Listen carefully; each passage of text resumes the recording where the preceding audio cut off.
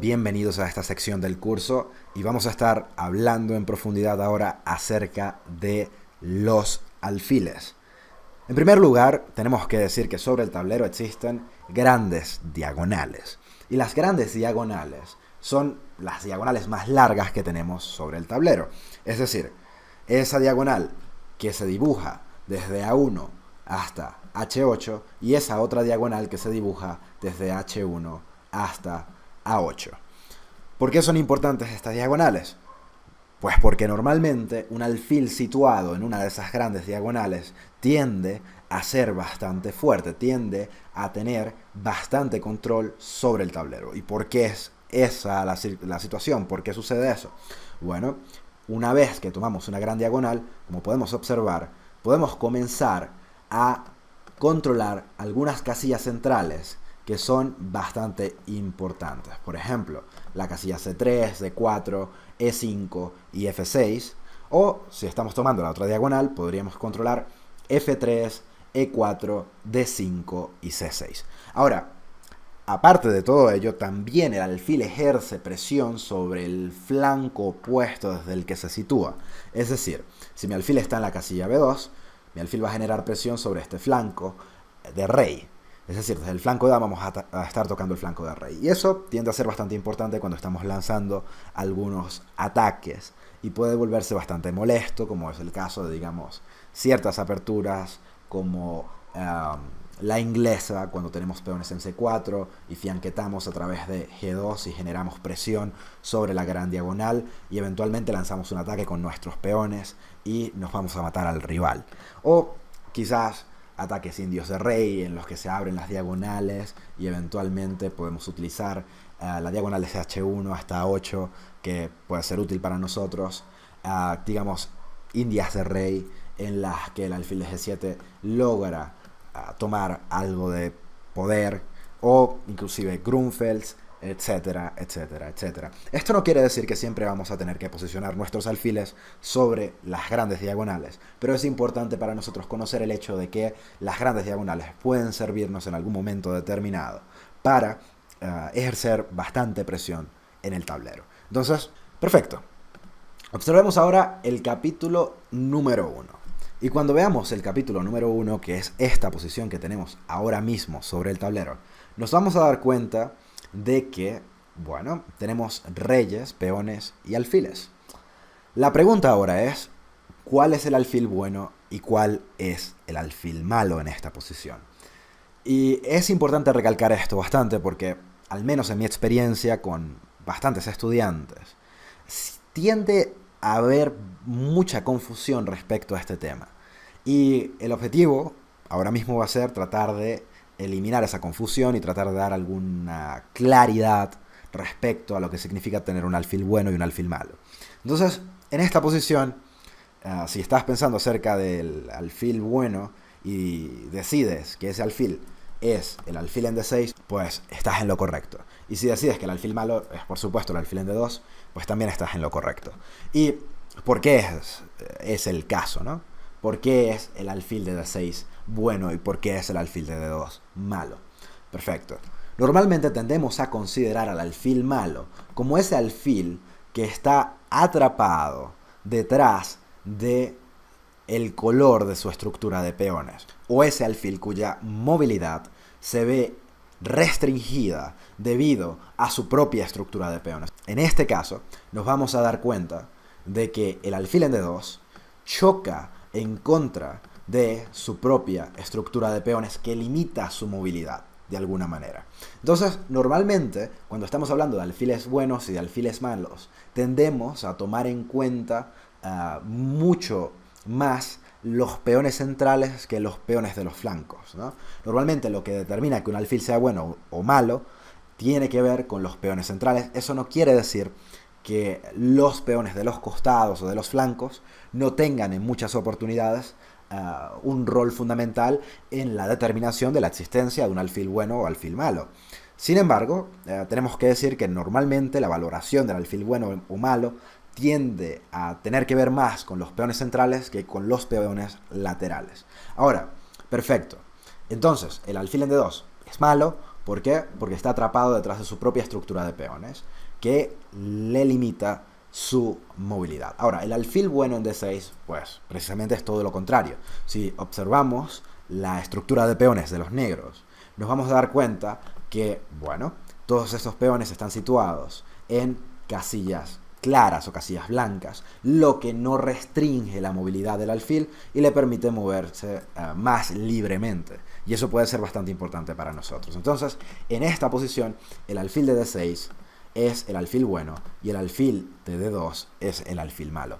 Pero ahora, no olvidemos algo, y esto se pasa por sentado y muchas personas no lo explican por alguna razón, que esas no son las únicas cosas que tenemos que tomar en cuenta cuando pensamos acerca del alfil bueno y el alfil malo. Hay otro aspecto relevante que es necesario mencionar. Entonces, ¿cuál es ese aspecto relevante? Bueno, cuando hablamos de la estructura de peones que limita la movilidad del alfil, tenemos que tener presente que esa estructura de peones, para considerar al alfil como un alfil malo, tiene que estar fija, normalmente. ¿A qué me refiero con eso? Observemos cómo los peones del bando blanco en esta posición están restringidos, no tienen movilidad, porque las casillas enfrente de esos peones están controladas por las piezas negras. Entonces, por ejemplo, si llegásemos a jugar C4, perderíamos el peón, porque el peón de B5 y el peón de D5 están controlando en este momento la casilla C4. Es decir, la jugada C4 no sería una buena jugada para el blanco porque estaría perdiendo un peón. Perfecto, el peón de B2 no puede avanzar porque, bueno, el peón de A4 le limita también. Resulta ser que si la posición de la estructura de peones está fija, entonces lo que sucede es que no podemos cambiar el color de nuestros peones. Es decir, si nosotros llegásemos a mover nuestro peón a C4 y nuestro peón a D5 de alguna manera, podríamos liberar a nuestro alfil de casillas negras en la casilla de 2, otorgándole las diagonales que comienzan a abrirse producto del movimiento de nuestros peones. Sin embargo, si los peones no fuesen capaces de moverse, entonces no podríamos cambiar la circunstancia de nuestros peones y tendríamos que lidiar con el hecho de que el alfil se va a mantener siendo malo por un largo rato. Entonces, no es únicamente que el alfil esté atrapado detrás de su estructura de peones, es en muchas oportunidades que esa estructura de peones no sea móvil o que esté fija, que esté bloqueada, limitada. Entonces, eso es un aspecto fundamental. Perfecto. ¿Y qué es un alfil bueno? Un alfil bueno es aquel alfil que no está atrapado por su estructura de peones, normalmente. Esa es la definición teórica de lo que es un alfil bueno y un alfil malo. Sin embargo, a través de las partidas que vienen, las partidas subsecuentes, vamos a notar que existen en algunos casos excepciones a estas reglas o excepciones a estas definiciones. Perfecto. Vamos a ver ahora el siguiente capítulo, que es un ejemplo del alfil malo de nuevo. Y el alfil bueno, por supuesto. En esta posición el alfil malo va a ser el alfil de la casilla de 7 porque se encuentra atrapado detrás de su propia estructura de peones que está fija en la posición y que le hace algo pasivo. Por otro lado, el alfil de la casilla de 3 vendría siendo el alfil bueno porque no está limitado por su estructura de peones. Bastante sencillo, un ejemplo bastante práctico y nada del otro mundo. Ahora observemos el siguiente ejemplo. Y aquí tenemos una posición de alfiles de distinto color. Y esto va a ser muy importante para nosotros. Ahora, cuando mencionamos alfiles de distinto color, lo primero que se nos viene a la mente, normalmente, son los finales. Y decimos que los finales de alfiles de distinto color tienden a ser tablas, tienden a ser muy igualados, a pesar de que exista una ventaja material. Es decir, es posible que lleguemos a una posición de alfiles de distinto color en la que uno de los jugadores tenga peones de ventaja, por ejemplo, y no sea capaz de materializar o no sea capaz de ganar con esa ventaja teórica, ¿no? Es decir, por ejemplo, en esta posición, cuando tenemos un alfil en la casilla de 4, nos daremos cuenta que en conjunto con el rey en C3, los peones están bloqueados y no pueden ser avanzados. Y dado que en los finales lo que estamos tratando de hacer, en la mayoría de los casos, es coronar para tratar de generar desbalances en las posiciones y ganar a partir de esos desbalances, pues en esta partida, como nos es imposible coronar, pues tenemos una posición de tablas. ¿Por qué tenemos una posición de tablas? Bueno, dado que tenemos un alfil de casillas blancas contra un alfil de casillas negras, el alfil de casillas blancas nunca va a ser capaz de eliminar al alfil de casillas negras o de cambiarse por el alfil de casillas negras, por supuesto, pero tampoco va a ser capaz de dominar las casillas negras y tratar entonces de desviar la atención de nuestros alfiles o de nuestros reyes en casillas negras, por ejemplo. Entonces eso hace que este final sea tablas. A pesar de que tengamos una decente ventaja material, el negro no va a ser capaz de llevar esta partida a una posición ganadora. Entonces tenemos una posición de tablas. En la medida en la que nos acercamos al final, los alfiles de distinto color tienden a llevarnos a posiciones de tablas, tienden a llevarnos a posiciones igualadas. Ahora, observemos algo interesante cuando se trata de finales de peones contra alfiles. Muchas veces vamos a tener posiciones en las que un alfil se está enfrentando a cierta cantidad de peones. Pueden ser 3 peones, pueden ser 4 peones, lo que sea. ¿Qué hace que esas posiciones sean más propensas a convertirse en tablas o más propensas a convertirse en una victoria para el bando que tiene los peones contra el alfil? Porque por supuesto, si tenemos un alfil no podemos aspirar a ganar, porque es imposible dar un mate de rey contra alfil contra rey, por ejemplo. Entonces el bando que tiene rey y 3 peones o rey y 4 peones contra rey y alfil, por ejemplo, tiende a ser el bando que va a buscar el punto, que va a buscar ganar.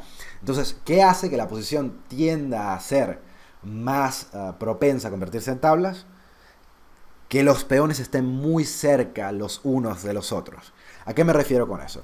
Mientras más cerca estén los peones, más fácil va a ser para nuestro rey y nuestro alfil bloquearles. Supongamos que en esta posición, en lugar de tener un alfil en la casilla E6, tenemos un peón. La posición seguiría siendo tablas, porque el blanco sería capaz, con su rey y su alfil, de dominar las casillas negras enfrente de los peones y ganar en esas circunstancias. Sin embargo, si los peones empiezan a estar más separados, tratar de entablar con el bando que tiene el alfil se vuelve más difícil. Y las posibilidades de ganar se incrementan con el bando que tenga los peones. Imaginemos que estos peones en estas casillas desaparecieron y el alfil por supuesto que también. Imaginemos que toda esa gente desapareció. El peón en C4, el peón en D5 y el alfil en E6. Y en su lugar tenemos un peón en la casilla A5. Tenemos un peón en la casilla, digamos, no lo sé, E6 y tenemos un peón en la casilla H5. En esas circunstancias, las negras tendrían más chances de ganar en un final de rey y peones contra rey y alfil. Porque en la medida en la que los peones están más separados, se hace más difícil para el alfil intentar controlar las casillas de coronación de los peones. Y entonces falta congruencia, falta coordinación entre el rey y el alfil para detener a esa gran cantidad de peones que se acercan a tratar de coronar. Y se hace entonces más probable que el bando con los peones gane. Ahora, saliendo un poco del aspecto de los alfiles de distinto color en el final, hablemos acerca de los alfiles de distinto color en el medio juego. Normalmente durante el medio juego, cuando existen alfiles de distinto color, el bando que toma la iniciativa es el bando que logra generar ventaja. Ahora, ¿qué significa tener la iniciativa? ¿O qué significa tomar la iniciativa?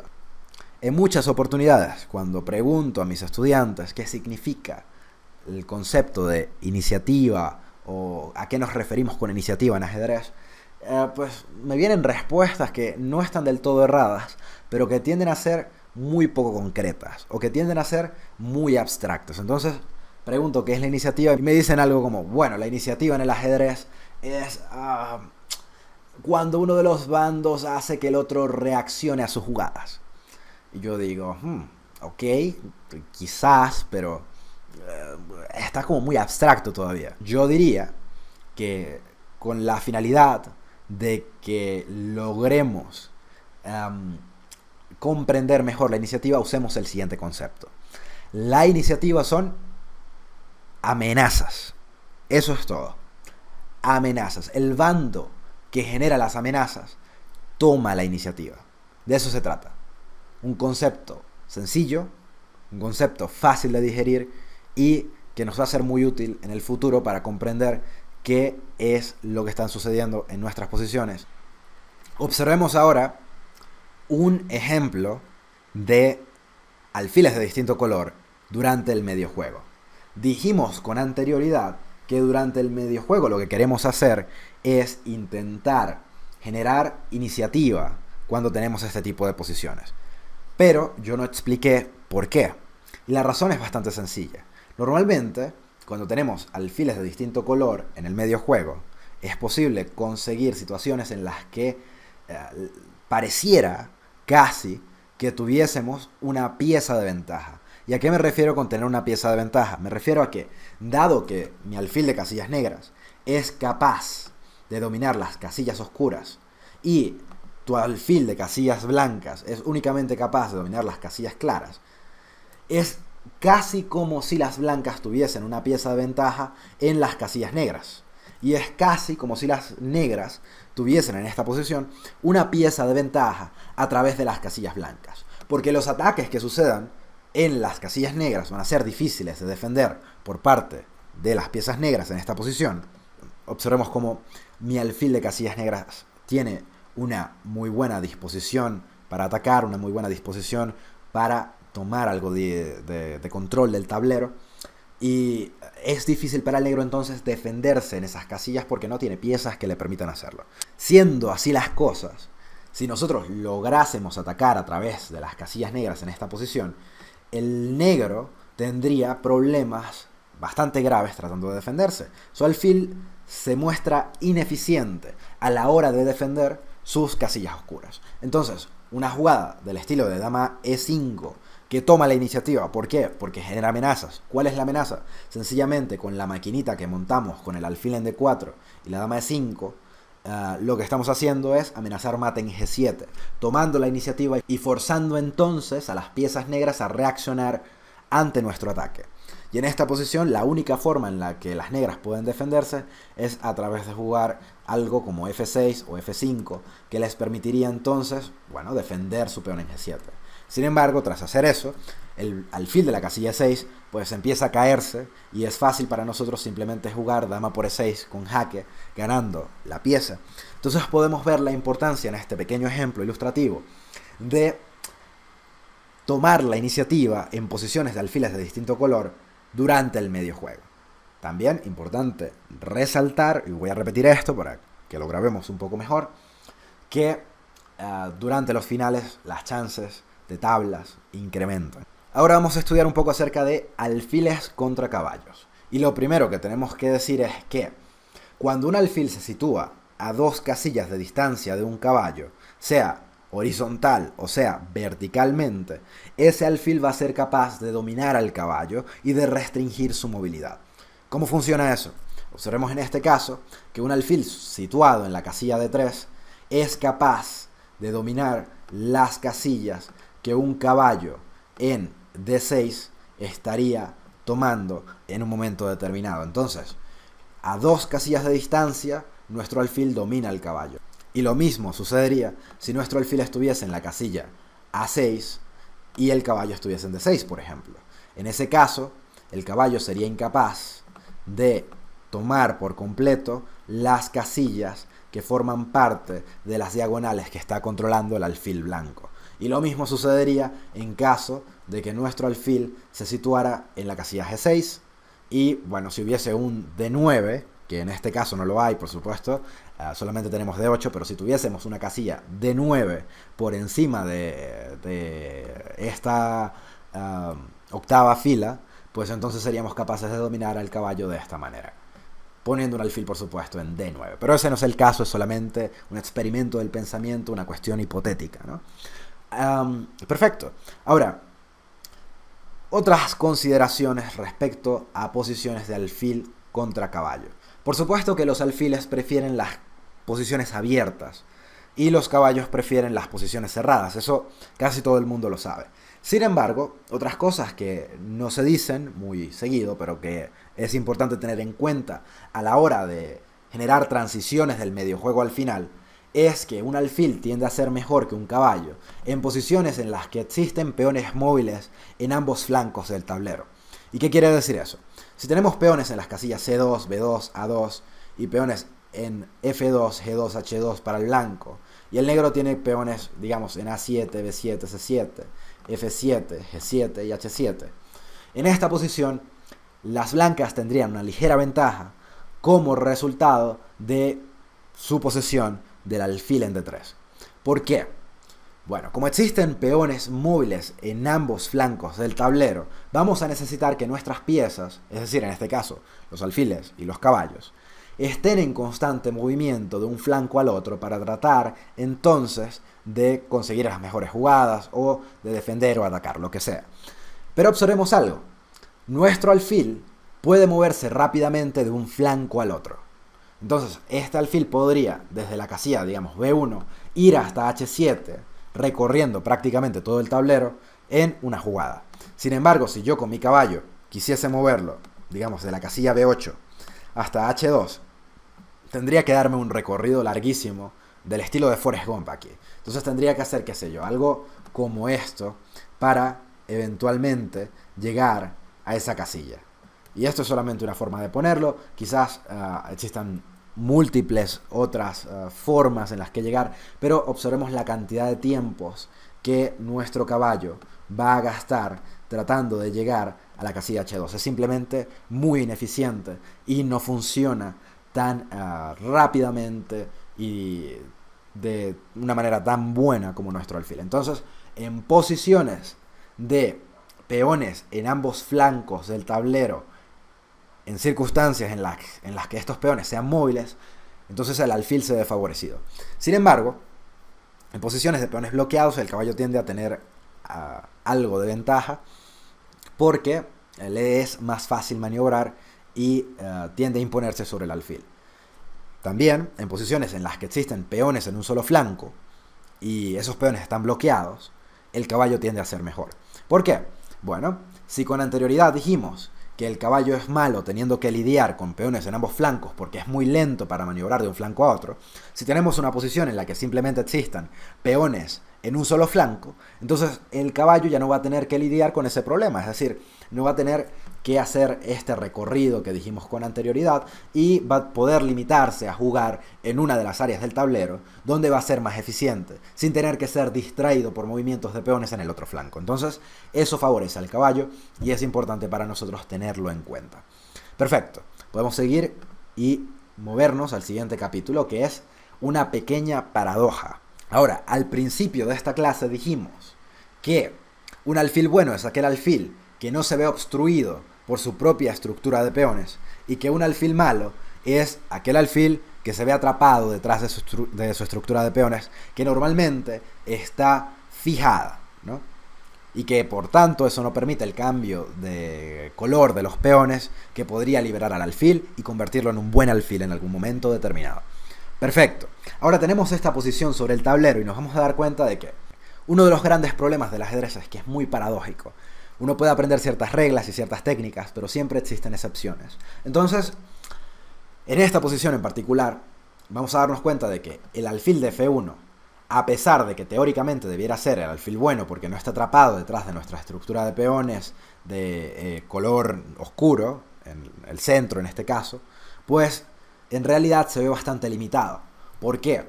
Porque el alfil no encuentra una buena diagonal a través de la que maniobrar. ¿Por qué? Bueno, el peón de la casilla C4 del negro defiende la casilla D3 evitando que el alfil salga de esa posición pasiva de F1.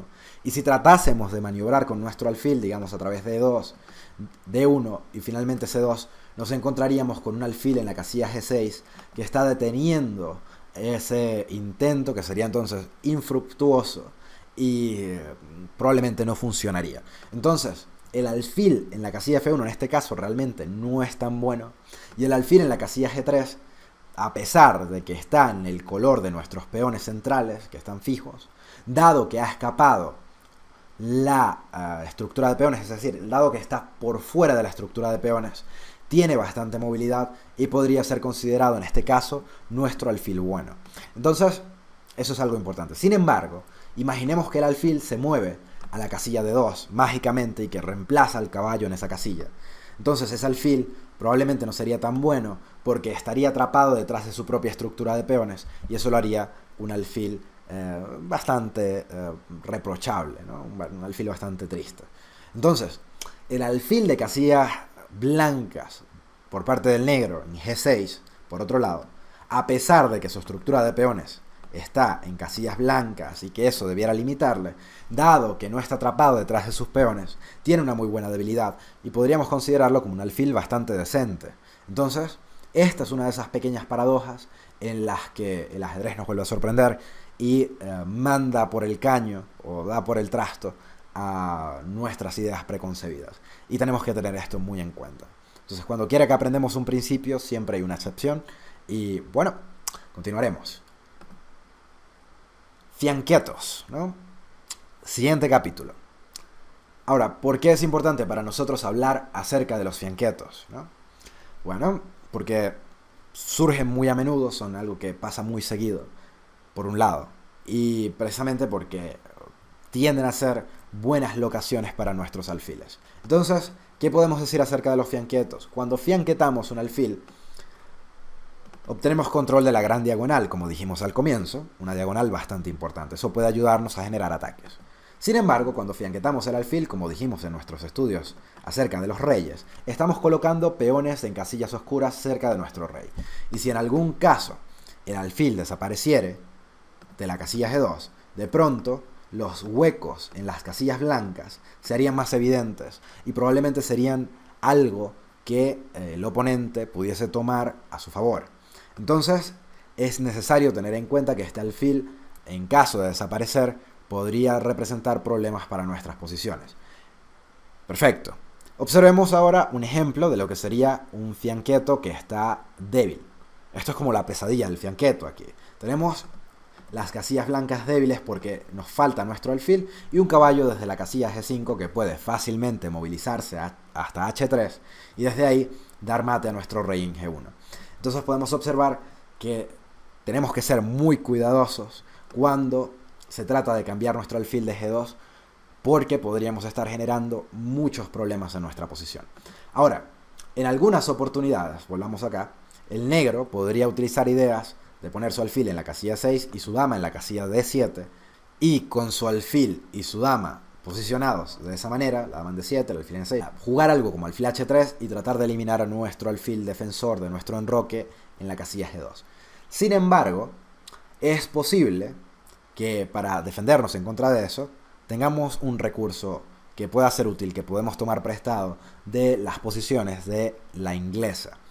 Resulta ser que la razón por la que no podemos retroceder con nuestro alfil cuando se nos juega alfil H3 en alguna posición es porque la torre de F1 estaría entonces tocada por un alfil del oponente. Es decir, si la dama está en D7 y el alfil de E6 se dirige hasta H3 y yo juego alfil H1, entonces se viene fácilmente alfil por F1 y pierde una calidad.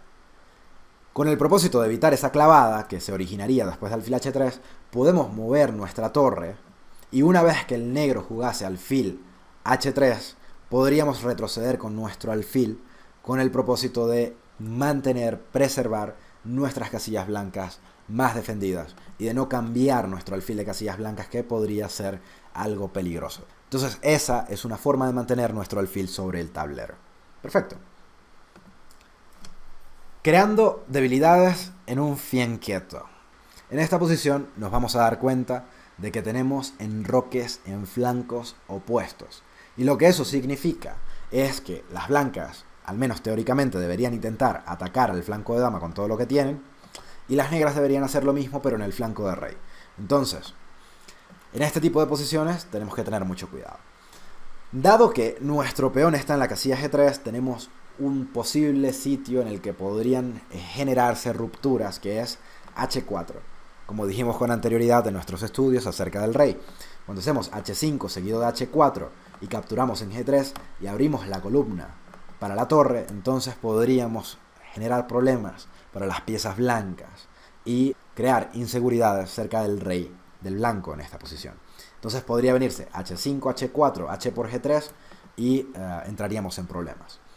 Otra de las circunstancias que podría suceder, como expresamos imaginariamente en los capítulos pasados, con la dama en D7 y el alfil en E6, se podría venir algo como alfil H3, alfil por G2, y eso es un tanto molesto.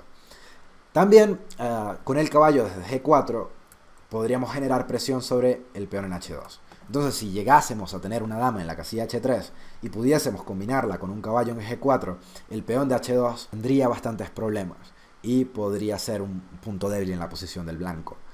Observemos también que en esta posición en particular, el blanco no tiene un caballo en F3, que como dijimos al comienzo de nuestros estudios acerca de los reyes, es el defensor natural del peón en H2. Entonces eso hace que el peón en H2 esté un poco más débil. Ahora, imaginemos una pesadilla aquí para el blanco para entender cuáles son las posibles repercusiones de este tipo de posiciones. Imaginemos que el negro juega alfil por H3, alfil por H3, dama por H3. Por supuesto que estas probablemente no sean las mejores jugadas, pero simplemente para ejemplificar lo que venimos hablando. Ahora, digamos que el blanco juega, no lo sé, A3, pasivo. Se viene caballo G4 y digamos que esto, por supuesto que ahora mismo tenemos mate, pero para hacerlo un poco más dramático y entender mejor a lo que nos referimos, pues este tipo de posiciones, o para graficarlas mejor, podemos tomar en G3 ahora, y una vez que nos capturen, pues podemos observar la posición última de pesadilla de las piezas blancas en las que van a ser acribilladas totalmente. Continuemos ahora con algunos ejemplos acerca de los alfiles y vamos a comenzar con una partida de Alekhine contra Klaus. Entonces Klaus con las piezas negras entra en lo que vendría siendo una española y luego de alfil G5 el negro decide jugar caballo E8 y aquí la posición comienza a interesarnos. El negro juega caballo E8 porque piensa que dado que el peón en E5 está en casillas negras y está bloqueado, probablemente su alfil de casillas negras no sea su mejor alfil y tenga sentido entonces cambiarlo por el alfil blanco de la casilla G5. Entonces, alfil por E7 jugado por las blancas, alfil por F3, dama por F3 y caballo por E7. En este tipo de posiciones de la apertura española, una de las cosas que tiende a suceder es que intentamos maniobrar con nuestro caballo a través de la casilla D2, seguido de caballo F1, seguido de caballo G3, para finalmente lograr entrar en la casilla F5, que tiende a ser de vital importancia en este tipo de posiciones. Pero también existen jugadas del estilo de torre D1 en esta posición que buscan controlar la única columna abierta que existe en la posición. Y como ya sabemos, las torres funcionan mejor normalmente en las columnas abiertas. Eso tendría bastante sentido. Torre D1 por Alekhine, caballo D6, caballo D2 y C6. Ahora, observemos algo curioso. El alfil de la casilla B3 genera bastante presión a través de la diagonal A2-G8. Y eso puede ser molesto. Es un muy buen alfil. De hecho, en la Ruy López o la apertura española, el alfil de casillas blancas tiende a ser bastante valorado porque controla una diagonal muy buena en muchas oportunidades como A2 a G8. Ahora, por supuesto que las negras no están muy satisfechas con eso, no les gustaría tener que lidiar con ese alfil en la casilla B3 para siempre y les gustaría poder hacer en algún punto algo respecto a ello y deciden jugar una idea un tanto lenta para tratar de neutralizar a este alfil. El negro en esta posición piensa que si en algún punto fuese capaz de jugar algo como caballo C8, caballo B6 y caballo C4, con su caballo posicionado en esa casilla, o digamos quizás con su otro caballo apoyándole ahí o yendo a la casilla C4, cortaría la diagonal del alfil de B3 y no tendría que lidiar más con la presión que el alfil y la dama generan sobre el flanco de rey.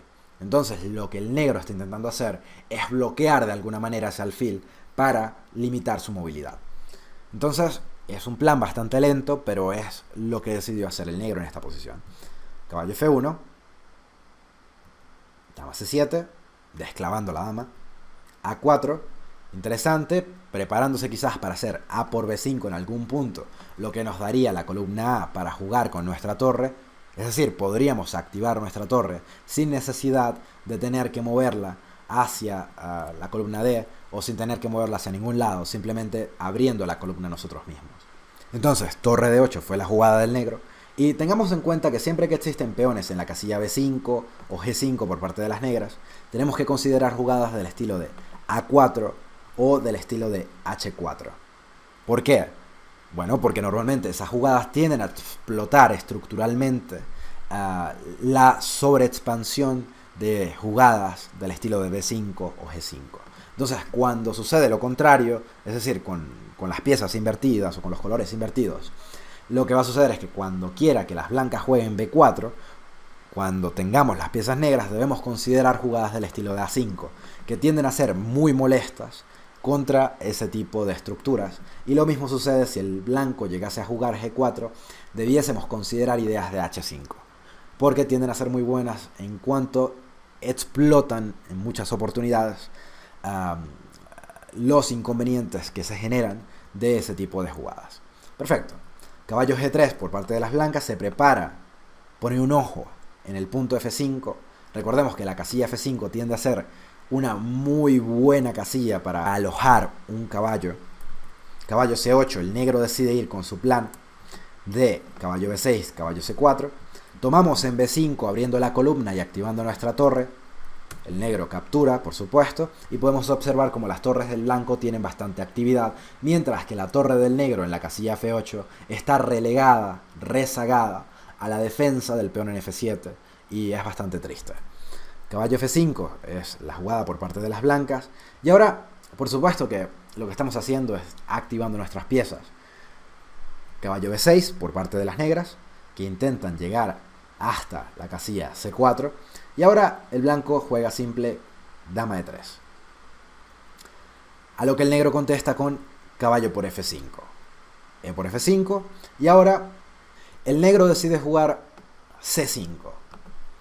Y la pregunta es, contra la jugada C5, ¿qué debiese el blanco hacer? Dado que la jugada que se viene luego es simplemente C4, cerrando la diagonal del alfil, y se vuelve bastante molesto en ese caso. Entonces, ¿cómo continuar esta posición con las blancas? Si pudieras pausar el video y pensar durante algún tiempo, sería bueno, y tratar de escoger alguna jugada. Perfecto. Entonces, contra C5, observemos algo curioso. Lo que vamos a hacer es reciclar el alfil, lo que es algo que a la gente que es ambientalista le encanta, ¿no? No paran de hablar del reciclaje. En este caso, el reciclaje ajedrecístico vendría a ser la recolocación del alfil, por ejemplo, en una mejor diagonal. Entonces, si la diagonal va a ser cerrada, si mi alfil ya no va a tener más chances de tener actividad a través de esta diagonal, pues tiene sentido cambiarlo de diagonal. Y vamos a hacer en el futuro algo del estilo de alfil C2. Pero si jugamos alfil C2 inmediatamente, vamos a tener un problema. Y ese problema es que nuestro peón en F5 está limitando la movilidad de nuestro alfil. Qué chévere sería tener un alfil desde la casilla C2 sin que existiera un peón en F5, que nos permitiera generar presión sobre el flanco de rey del negro, para eventualmente atacarlo por ahí.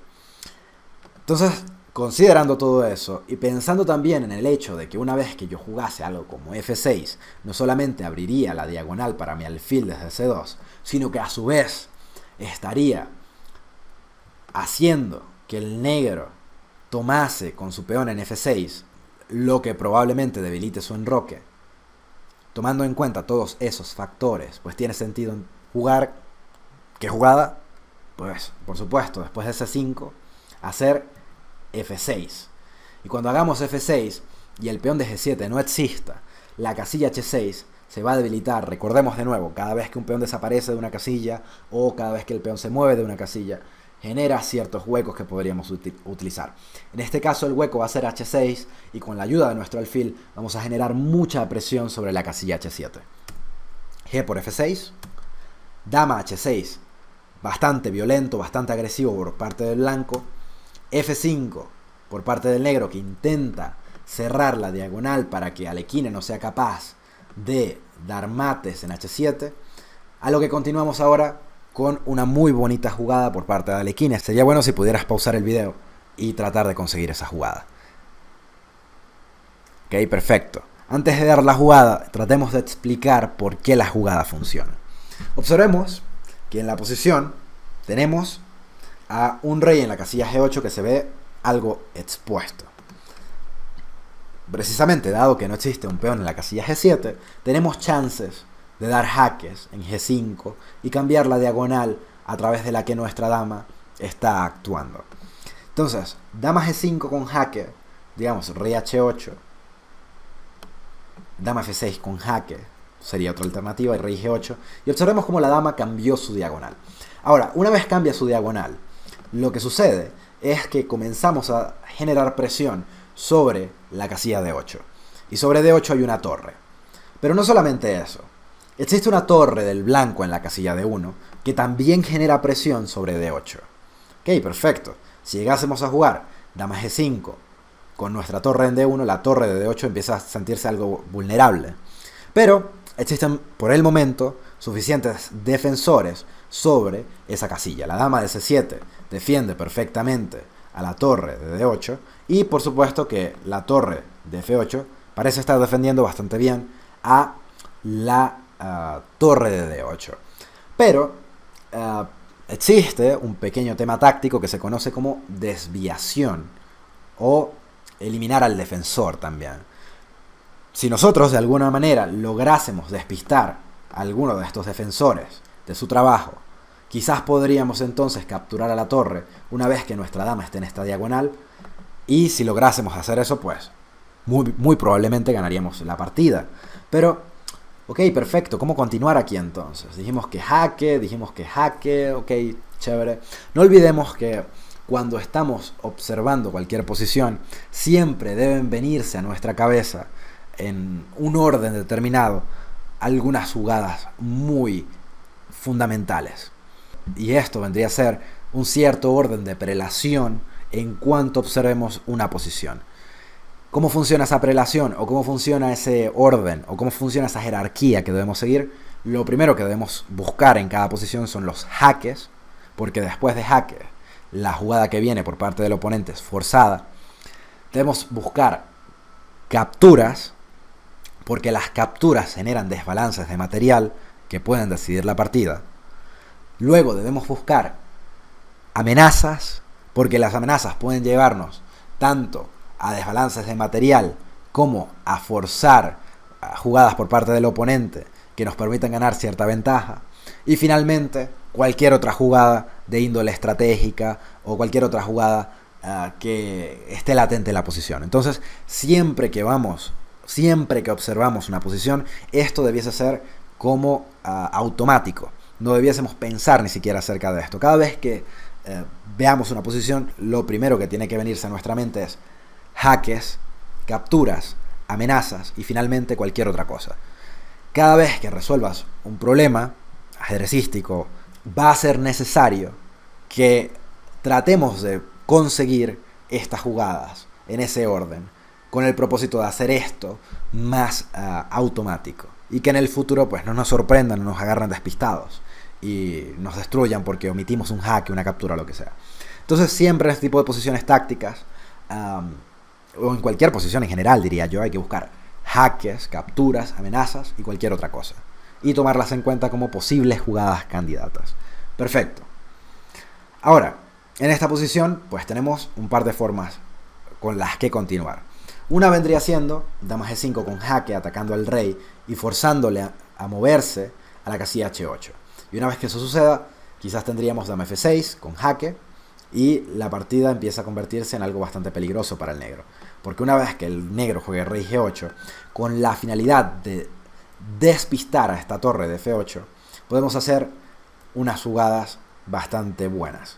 Entonces, ¿cómo continuar en esta posición? Entendiendo todos los factores que mencionamos con anterioridad, pues las jugadas que se escapan de las manos, por supuesto, van a ser los jaques, como dama G5, y la captura, que viene con jaque también en F7, ¿no? Con la finalidad de tratar de distraer a uno de los defensores de la casilla de 8. Entonces, existen varias formas de ganar. Una de ellas es dama G5, y la línea con dama G5 continuaría dama F6 jaque, rey G8, alfil por F7 es una alternativa que tenemos que estar siempre observando, pero en este caso podemos jugar la intermedia torre por D8, a lo que continuamos con torre por D8 y alfil por F7 con jaque.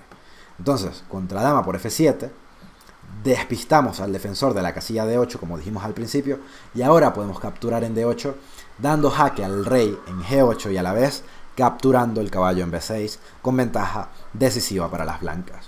Pero si vamos un poco hacia atrás, llegamos a esta posición, bueno, Alekhine decidió continuar con otra línea que también es ganadora, que es simplemente hacer alfil por F7 directamente. ¿Por qué? Si capturamos en F7 con la torre o con la dama, entonces tenemos el jaque en G5 que nos permite atacar a la torre de D8 y eso precisamente debiese darnos algo de material. Entonces a cualquier jugada por parte de las negras estarían en problemas. Si decidiesen capturar con el rey en F7, pues tendríamos dama por H7 jaque y ahora hacemos un pincho en la posición y tomamos a la dama en C7 y ganamos la partida.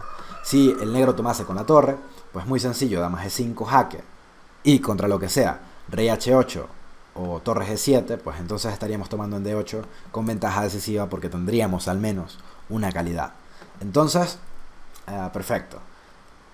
En esta posición las negras deciden abandonar porque la verdad es que ya no tienen mucho que hacer y la posición se les está cayendo a pedazos. Entonces, muy bonito ejemplo por parte de Alekhine, que ha sabido utilizar en esta posición las amenazas producto del posible reciclaje de su alfil y de la apertura de diagonales. Muy importante eso, la apertura de la diagonal del alfil para darle movilidad y para generar presión sobre el rey en G8. Entonces, muy bien ejecutado y una muy buena partida, muy ilustrativa por parte de Alekhine. Continuemos ahora con el siguiente ejemplo y es otra partida de Alekhine, pero qué buen jugador. Observemos, E4, E5, caballo F3, no nos interesa demasiado la apertura. Tenemos una española más o menos convencional.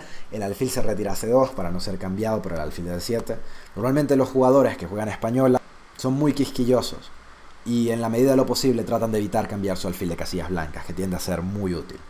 Alfil G4, C4, H3, caballo C3, enroque corto. Y esto se asemeja un poco a posiciones de Indias antiguas en defensas contra el peón de dama. G4, alfil G6, dama E2, caballo E8. Ok, perfecto. En esta posición es necesario detenernos por un momento y tratar de pensar acerca de la posición. Bueno, en estas circunstancias, las piezas negras están bastante pasivas. Existe una regla que es la regla del puño, ¿no? Por supuesto que esto no es una regla que esté correcta todo el tiempo, o una regla por sobre la cual podamos evaluar todo el tiempo las posiciones, pero generalmente funciona muy bien. Que es que si tomas un puño y lo posicionas sobre el tablero, vas a tener cierta cantidad de casillas que tu puño va a ser capaz de ocupar. Ahora, si tienes muchas piezas dentro del espacio que uno de tus puños podría ocupar sobre el tablero, tiende a ser bastante peligroso, inclusive malo, porque las piezas empiezan a estorbarse las unas a las otras y comienzan a volverse pasivas y normalmente no muy congruentes con la posición. Entonces podemos observar acá cómo las piezas negras están ocupando quizás el espacio que uno podría ocupar con un puño sobre el tablero y no tienen demasiada movilidad, se están estorbando las unas a las otras. La torre de F8 realmente no haciendo mucho, el caballo de 8 también estorbándose un poco ahí, el caballo de 7 sin demasiada movilidad. Entonces es una regla interesante, la regla del puño sobre el tablero. Alfil de 2, tratando de finalizar el desarrollo. Y por supuesto vamos a observar el control del centro que en esta posición las blancas tienen, que es bastante fuerte, es bastante bueno. El alfil de la casilla G6, porque esto es una clase acerca de los alfiles, no tiene mucha movilidad. Es un alfil bastante triste. El alfil de C2 no es el mejor alfil de todos los tiempos, pero se siente un poco mejor que ese alfil en G6, al menos. Este alfil en G6 se ve bastante restringido, carente de oxígeno para respirar en la posición. El alfil de E7, muy triste también, realmente no tiene muchas diagonales a través de las que actuar. El alfil de D2 se ve mucho mejor alfil que el alfil de E7, entonces eso es algo que tenemos que tomar en cuenta. Perfecto, ventaja de espacio para las blancas, ventaja en términos de la actividad y las piezas negras están adoptando una posición pasiva. H6 por parte del negro, rey G2, muy bien ejecutado. Ahora la idea detrás de rey G2 es que Por supuesto que con buen control del centro, como dijimos con anterioridad, se puede venir un ataque en el flanco. Entonces, dado que las blancas tienen muy buen control central y les gustaría proseguir con ataques en el flanco para intentar imponer en esta posición su ventaja, pues deciden jugar rey G2. Y la idea detrás de esta maniobra es simplemente permitir torre H1 y torre G1, que generan mucha presión sobre la posición negra. Perfecto. Alfil H7, continuamos, esas flechas rojas se ven muy poderosas, muy latentes en la posición. Torre H1, G5, el negro intenta cerrar tan rápido como puede, pero por supuesto que el blanco va a intentar jugar muy activo. H4, como dijimos en uno de los ejemplos anteriores, cuando uno de los jugadores juega algo como G5 o B5, en caso de ser las negras, por ejemplo, es conveniente pensar acerca de movimientos del peón de torre, por supuesto. F6, y ahora tenemos un alfil en E7, que, bueno, es difícil tener un alfil que es más malo, que sea más malo que este alfil en E7, porque precisamente se ve totalmente limitado por su propia estructura de peones, y a esto nos referimos con un alfil malo, o quizás yo diría incluso malísimo. Observemos que con el caballo N8, bueno, no tenemos demasiada movilidad, el alfil también está bastante limitado, la torre de F8 bastante triste, pero el blanco va a seguir jugando. También, como producto de los movimientos G5 y E5, no tenemos un peón que defienda la casilla F5, y por tanto esa casilla puede ser considerada un hueco o una casilla débil, y podríamos en torno a esa casilla tratar de maniobrar con uno de nuestros caballos y llegar hasta ahí. Por ejemplo, con caballo E1, seguido de caballo E3, caballo F5.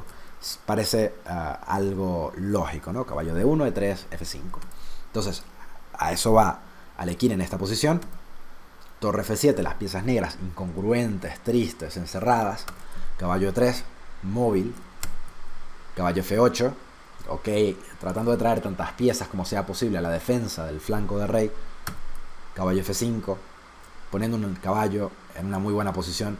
Alfil por F5 y ahora G por F5. Recordemos que cuando cambiamos piezas, los cambios no son únicamente acerca de las piezas que salen del tablero, sino de las piezas que permanecen en el tablero también. ¿A qué me refiero con eso? Si nosotros en alguna posición cambiásemos nuestro alfil bueno por ese caballo en F5, por ejemplo, siendo las negras, no es únicamente las piezas que salieron del tablero, no es únicamente el alfil y el caballo, sino las que quedaron. Por ejemplo, ese alfil en E7, que es muy muy triste y está muy rezagado y no sirve para mucho. Entonces, hemos de tener en cuenta en el futuro, cuando estemos jugando partidas, cuáles son las repercusiones de nuestros cambios, no únicamente basadas en el valor que tenga la pieza que estamos cambiando, sino también en lo que nos queda sobre el tablero, y si esas piezas que nos quedan sobre el tablero son buenas o malas, o no vale la pena tenerlas, y cuáles van a ser las repercusiones de ese tipo de ideas. Entonces, importante mantener eso en mente. G por F5, abriendo líneas, tratando de atacar. Torre H7, buscando defenderse. Torre G1, las torres se activan tanto como pueden. Caballo G7. Rey F1, por supuesto, haciendo que las torres no se vean limitadas por el rey en G2. Entonces, el rey esencialmente se desenrocó artificialmente, jugando rey G2, rey F1. Dama E8. Caballo H2, preparándonos para entrar en la casilla G4 en algún punto que podría ser útil. Caballo H5 por parte del negro, poniendo un ojo en la casilla F4. Caballo G4. Caballo F4 y ahora dama F3. Y a pesar de que el caballo parece estar muy bien ubicado, pues no está golpeando nada en este momento, no está tocando nada en la posición blanca. Entonces podríamos decir que es un caballo que se ve muy bonito, pero que en realidad no está haciendo mucho en esta posición determinada. Entonces, eso sucede en algunas situaciones en las que ponemos una pieza, digamos, en sexta o en quinta, y parece que es una pieza sensacional, pero realmente no hace nada. Entonces, es importante saber que simplemente por el hecho de centralizar una pieza, no necesariamente signifique que esa pieza sea buena o que esté cumpliendo un rol importante en la posición. Rey G7, peón por, torre por H7, caballo por H7 y por supuesto torre H1, tratando de obtener algo de control de la columna H. Rey H8, torre H6, dama F7, tratando de defender. Y ahora, alfil D1, una jugada por las blancas. torre G8, dama B3, perfecto. Ahora, interesante, el blanco entiende en esta posición que muy probablemente no va a poder seguir incrementando la tensión a través de la columna H. ¿Por qué? Porque si llegase a jugar, digamos, dama H1, ¿cómo continuamos? No está del todo claro. El negro simplemente con tener su dama defendiendo su caballo, con su rey defendiendo su caballo, ha conseguido entonces evitar nuestros ataques a través de la columna H. Eso no quiere decir, sin embargo, que nuestras esperanzas estén perdidas o que ya no tengamos alguna forma de materializar nuestra ventaja. Porque ahora vamos a aplicar el principio de la doble debilidad. En el ajedrez, cuando hemos generado una debilidad, pero esa debilidad no es lo suficiente como para ganar, muchas veces tiene sentido empezar a generar más debilidades en la posición del adversario para tratar entonces de explotar su posición. El problema de tener muchas debilidades en el ajedrez es que uno solamente tiene un tiempo por turno. Eso quiere decir que si tengo 5 debilidades y solamente tengo una jugada, pues es difícil para mí defender todas mis debilidades a tiempo o defender todas mis debilidades rápidamente para evitar que mi posición colapse. Entonces en ajedrez, a mayor cantidad de debilidades, más difícil se hace defender, por supuesto. Torre G8, dama B3, el blanco comienza ahora a jugar en el flanco de dama tratando de hacer huecos en la posición del negro. B6, por supuesto, ¿no? Tratando de hacer debilidades. Dama A4, atacando el peón de la casilla A6. Y notemos cómo todos los peones del negro se encuentran en casillas oscuras, excepto el peón de A6. Ahora, si todos los peones del negro se encuentran en casillas oscuras, tiene sentido para nosotros, con las piezas blancas, tratar de posicionar a nuestra dama en casillas blancas para tratar de utilizar esas casillas que pueden ser explotadas en el futuro, porque hay muchos peones que no están defendiendo las casillas blancas del negro. Perfecto. Alfil F8, dama por A6, no nos importa que nos tome en H6, porque si lo hiciera, entonces simplemente recapturamos con el caballo y eventualmente tenemos un tenedor sobre la dama y sobre la torre. Entonces, dama por A6, alfil por H6, caballo por H6, dama G7, capturamos en G8 y el negro captura en G8 con su rey. Ahora, en esta posición, si contamos los peones, nos vamos a dar cuenta de que, bueno, el negro tiene 6 peones y el blanco tiene 7 peones. Por tanto, tenemos un peón de ventaja. Ahora, la cuestión es cómo materializar la ventaja que tenemos en esta posición, porque tenemos, a pesar de que, bueno, sí, hay un peón de ventaja, un peón doblado en la casilla F2, que puede ser un tanto molesto.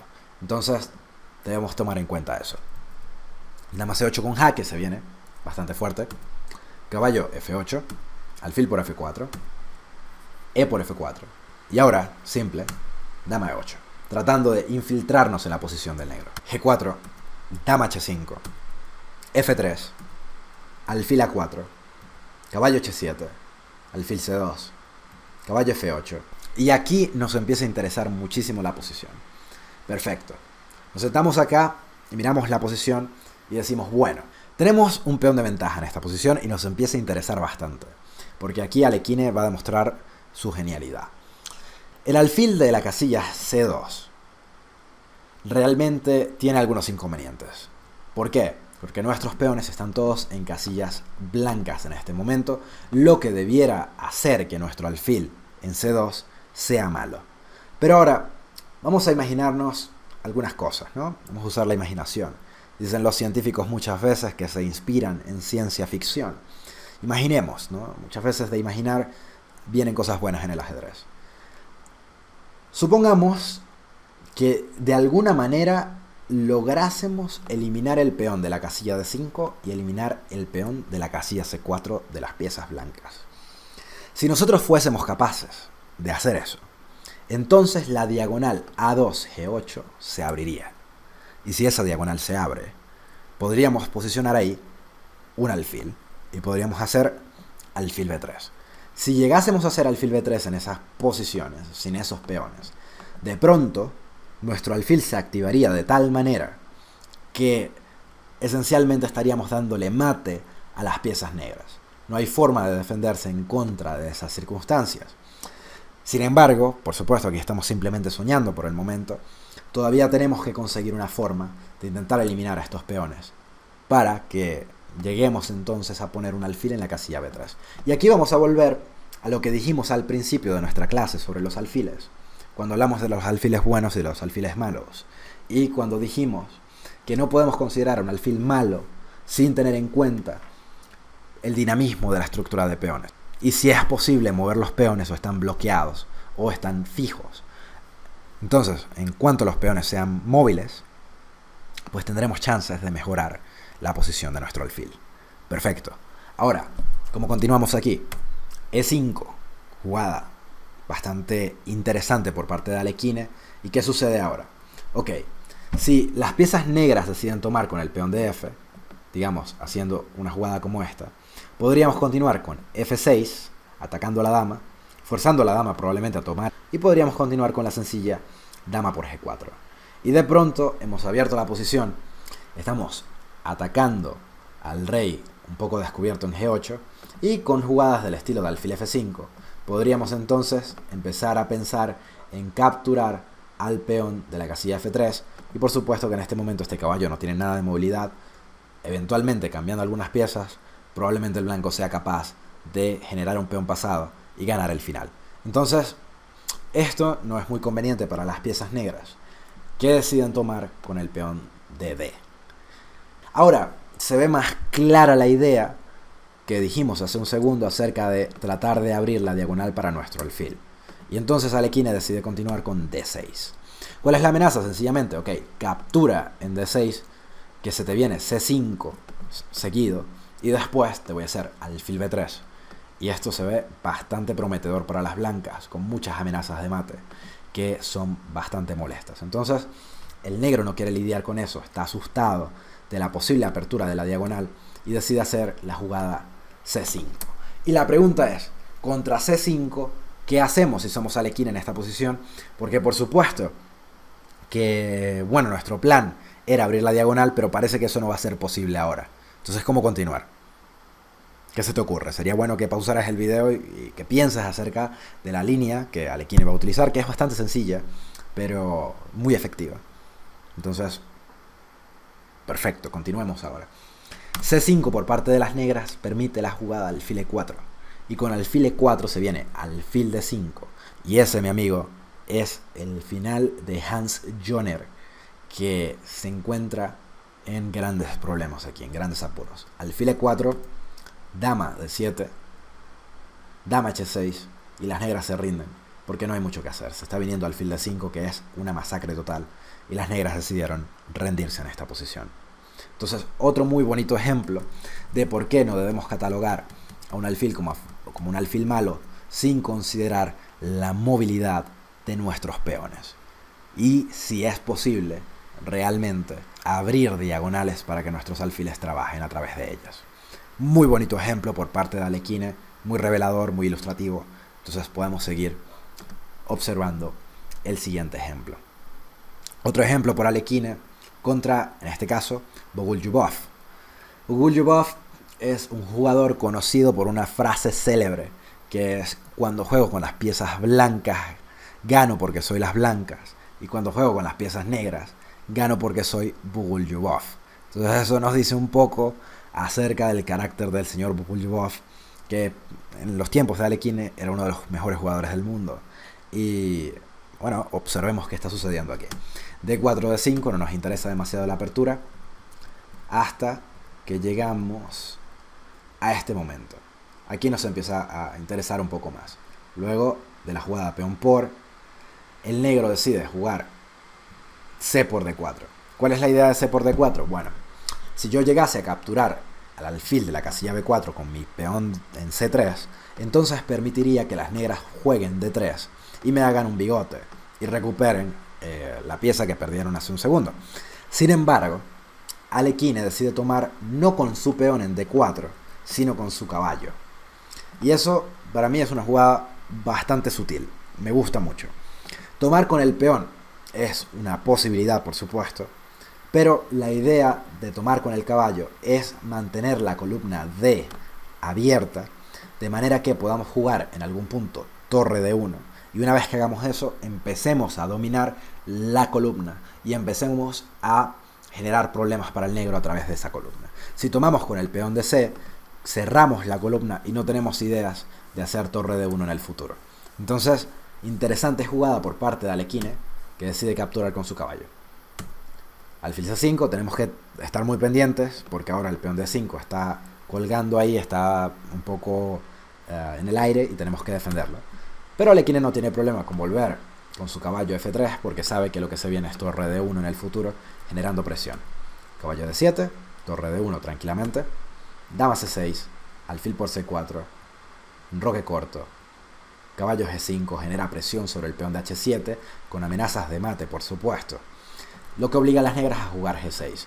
Pero cuando se juega G6 hay que estar muy pendiente de lo que suceda con estas casillas oscuras, porque no hay un alfil en la casilla G7 que esté actuando como defensor del enroque en este caso. Alfil B5, dama C7, caballo E4, preparamos al caballo para entrar en la casilla F6, que parece bastante molesto. Entonces el negro decide, por supuesto, defender su casilla F6 para no permitir las entradas del blanco en las debilidades que se han ocasionado. Alfil E7, F4 por parte de Alekhine, que intenta defender su peón central en E5, caballo C5, caballo F6 con jaque, alfil por F6, E por F6, y en esta posición tenemos lo que denominamos un peón clavo en la casilla F6. Los peones clavo pues tienden a ser estos peones en sexta que se posicionan muy molestos frente a otro peón adversario, y este peón en la casilla F6 genera control de las casillas E7 y E7, que puede ser algo útil para el blanco en algún momento determinado en esta partida. Alfil D7, alfil E3, alfil por, peón por, caballo D7, ataca al peón de F6. El blanco decide jugar G3, porque si jugamos alfil D4 defendiendo en F6, pues el negro tiene dama por F4. Entonces, bien ejecutado por parte de las negras, recobran el peón en la casilla F6 y no tienen que lidiar ahora con un peón clavo que pueda generar amenazas de mate, por ejemplo, qué sé yo, con maniobras de dama F2, dama H4, dama H6, seguido de dama G7. Eso puede ser bastante molesto. Entonces, G3 es la jugada por parte del blanco que defiende al peón de F4. Caballo por F6, alfil D4, y ahora sin peón en F6, a pesar de que perdemos el peón clavo, pues el alfil puede posicionarse a través de la gran diagonal que pudiera resultarle útil. Caballo D7, dama F2 genera presión sobre el peón de A7, forzando al negro a decidir qué hacer con eso, y decide jugar B6. Torre 1, dama C4, torre B1, torre C8, dama E3, torre 8, dama F3, F6, torre B4 forzando a la dama negra a retirarse, dama C7, torre C2 preparándonos para doblar las torres en algún punto, torre 7, torre E2, rey F7, G4 por parte de Alekhine. Ahora observemos algo curioso, tenemos una posición de alfil contra caballo, por supuesto, y bueno, como dijimos al comienzo, a los caballos les gustan las posiciones cerradas y a los alfiles les gustan las posiciones abiertas. Entonces, si estamos jugando esta partida con las piezas blancas, tenemos un peón de menos, somos Alekhine, nos sentamos aquí a tratar de resolver esta posición, pues tenemos que muy probablemente abrir tan rápido como nos sea posible para maximizar la habilidad de nuestro alfil y minimizar el potencial del caballo de D7. Observemos, torre E8, G5 por parte de Alekhine, si F5 cerrando, bueno, está abriendo la diagonal y podría ser molesto entonces H4, H5 y H por G6, eventualmente abriendo la columna para las torres, que podrían posicionarse entonces en una muy buena situación, y eso se ve molesto, al menos. Entonces, Bogolyubov observa la partida y dice, no me convence eso, no me termina de parecer, mejor capturo en G5. Y bueno, Bogolyubov estaba esperando quizás la normalita F por G5 y dijo, bueno, contra F por G5 yo simplemente juego rey G8 y luego de jugar torre F7 o torre F8 pues me defiendo y creo que aguanto la posición. Pero con lo que quizás no contaba Pukuljubov era con la jugada F5 por parte de Alekhine, que se convierte en algo bastante molesto, ¿no? Porque una vez jugamos F5, si el negro decide tomar en F5 con su peón de G, entonces tenemos ideas de dama H5, lo que nos llevaría a mates en la posición. Observemos también que, bueno, las blancas tienen la dama y el alfil en una combinación letal a través del flanco de rey, y podríamos jugar tranquilamente dama H5 con jaque, rey G8 por ejemplo, dama por G5 jaque, rey F7 o rey F8 también, da un poco igual, rey F8, dama G6, rey G8, torre G2, rey F7, y ahora dama G7 con mate, y se acabó todo para las piezas negras. Entonces no es la mejor variante de todos los tiempos para las negras capturar con su peón de G, a pesar de que el principio establece que debiésemos capturar hacia el centro con nuestros peones normalmente para darles un poco de espacio. Entonces en este caso tenemos una excepción a el principio de capturar hacia el centro. Pukuljubov observa la posición por un rato, empieza a pensar, y bueno, ¿qué pasa si capturamos con el peón E por F5? ¿Verdad? ¿Qué pasa si capturamos con el peón de E? Pues entonces tenemos una variante bastante violenta aquí, que es dama D5 jaque, y contra rey F8 podemos simplemente hacer alfil G7 con jaque. ¿Por qué? Porque con nuestras torres alineadas en la columna E, de pronto el negro se ve forzado a capturar en G7 con su torre, y la torre de 8 se ve indefensa. Por ejemplo, rey F8, jugamos tranquilamente alfil G7, desviación de la torre de D7, y una vez que eso suceda, pues capturamos y simplemente ganamos en E8. O si el negro decide tomar con el rey, pues capturamos la torre y después estamos capturando el caballo de D7 también. Entonces se acabó la partida para las negras.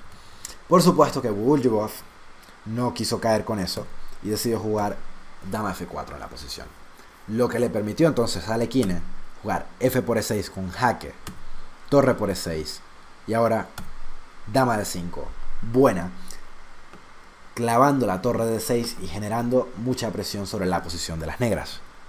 Caballo F6, alfil por F6. Tienen que tener mucho cuidado las negras, porque si toman con la dama, entonces pueden lidiar con torre F1, y lo mismo pasa si toman con el rey en F6. Por tanto, es necesario que hagan una intermedia, que es dama G4 jaque, para sacar a la dama de la columna F, y de esa manera no tener que preocuparse por las clavadas que podrían venir con torre F1 o torre F2. Torre G2 es la jugada de las blancas, dama F5 es la jugada de las negras, y ahora, bueno, continuamos sencillamente con alfil E5, y la ventaja de las piezas blancas se incrementa muchísimo. Finalmente, luego de algunos cambios, la posición del negro colapsa totalmente y deciden finalmente abandonar. Pero lo importante realmente, más allá de las complicaciones que podrían generarse con las tácticas que ocurrieron en esta partida, al menos para nosotros en este momento, es entender que cuando tenemos a un alfil contra un caballo, es ideal tratar de abrir la posición.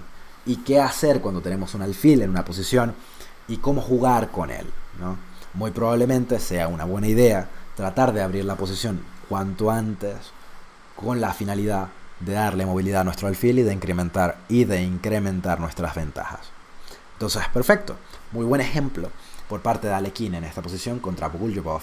Y ahora vamos a observar el siguiente ejemplo, que es Vasily Smyslov, quien fue campeón del mundo en algún momento en el siglo XX, y Garry Kasparov, que por supuesto es un jugador bastante conocido. Caballo F3, C5, C4. No nos interesa demasiado la apertura. Podemos continuar acá y... ok. En esta posición comienza a interesarnos un poco más lo que está sucediendo. ¿Por qué?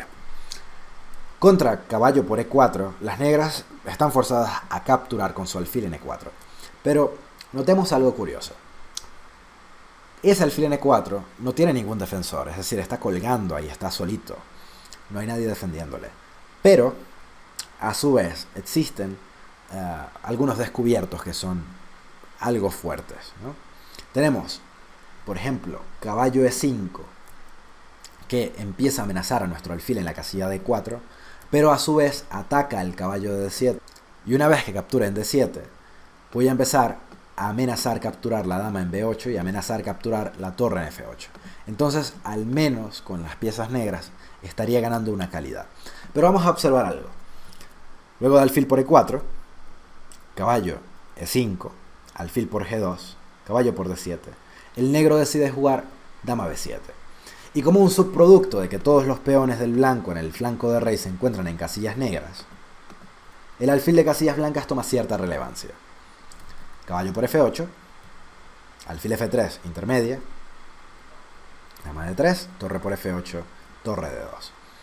Ok, a pesar de que tenemos un alfil por una torre, en lo que debiera ser una posición con calidad de menos, a las torres les encantan las posiciones en las que existen columnas abiertas. En esta posición, al menos de momento, no hay columnas abiertas con las que jugar con nuestras torres. Es verdad que en algún punto podríamos intentar abrir con jugadas de este estilo para darle movilidad a nuestras torres. Sin embargo, no ha ocurrido todavía. Entonces las torres son un poco sosas, un poco malas en esta posición, porque no están haciendo mucho. Una vez que se abra la posición, se abran líneas a través de las que las torres puedan jugar, pues entonces el negro va a estar completamente perdido. Pero otro factor a considerarse es que el alfil de F3 domina esas casillas que ya no están defendidas por el alfil de G2, que desapareció hace algunas jugadas. Entonces el blanco tiene ciertas cuestiones de las que preocuparse. Y si no juega muy bien, pues podríamos tomar ventaja de las casillas blancas alrededor de su rey de alguna forma. Pero la pregunta es, ¿cómo continuar aquí con las piezas negras? Porque si no jugamos de manera activa, el blanco va eventualmente a cambiar piezas y vamos a llegar a un final perdido. No olvidemos que la persona que tiene material de ventaja intenta cambiar piezas y no intenta cambiar peones. De esa manera consolida su ventaja y mantiene peones en el tablero que le permitirían en algún punto coronar. Mientras que el bando que tiene material de desventaja intenta mantener tantas piezas sobre el tablero como le sea posible y cambiar tantos peones como pueda para minimizar las posibilidades del oponente coronando. Entonces, perfecto, ¿cómo continuar? En esta posición, Kasparov tiene que idearse alguna forma de jugar activamente. Si juega muy pasivo va a perder. Y de tratar de explotar las casillas blancas alrededor del rey en G1. Quizás en este momento sea bueno que pauses el video y que intentes dar con la idea de Kasparov en esta posición. Ok, continuamos. La idea de Kasparov es hacer F5. ¿Y por qué F5? F5 con la idea de movilizar mi dama a la octava fila y luego hacer algo como dama E8 seguido de dama H5, recolocando la dama y preparándome para entrar en las casillas blancas y matar al rey blanco, por supuesto, en cuanto tenga la posibilidad. Ahora, con F5 también preparamos un trampolín que viene luego de la jugada torre F6, torre H6. Y por supuesto que eso es bastante molesto si uno está jugando esto con las blancas. Entonces, F5 muy bien ideado por Kasparov. Con juego correcto por parte de las blancas, debiesen estar ganando. Pero es una posición complicada, difícil de jugar para las blancas. Entonces, Smyslov continúa con torre E1. Kasparov continúa con su plan, dama C8, dama C3, prepara la maquinita atacando a través de la diagonal. Torre F6 limita el alcance de la maquinita, prepara el trampolín a través de H6 y prepara dama E8 con dama H5 en el futuro. A3 por parte de las blancas y de pronto las blancas están jugando muy pasivo y eso le permitirá a Kasparov en las próximas jugadas activar sus piezas. Dama E8, peón por dama H5, ya no nos interesa este peón. ¿Por qué?